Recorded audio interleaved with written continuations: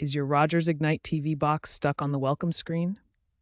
This usually means the box is having trouble activating or connecting to Rogers servers. First, ensure your internet connection is stable.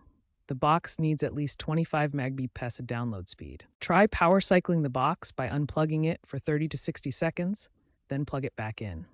If that doesn't work, use the Rogers Ignite TV app on your phone or tablet to run diagnostics and attempt a remote activation reset. A key step is to perform a system refresh directly from the box. Go to Settings, System, Refresh. This clears temporary files and reboots the software without deleting your data. According to Rogers data, most users can resolve this issue themselves, so this will likely fix the issue. If it persists after trying these steps, it's time to contact Rogers support.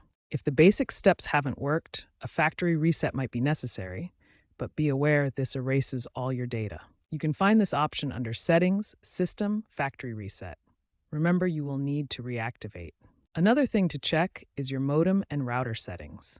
Make sure Rogers isn't blocked by your firewall or DNS settings. As of late 2025, Rogers has enhanced its app with self-service tools, which have helped bring down customer issues to around 25% of interactions. If you're still stuck, contact Rogers support via their 1-800 number or online chat for personalized troubleshooting.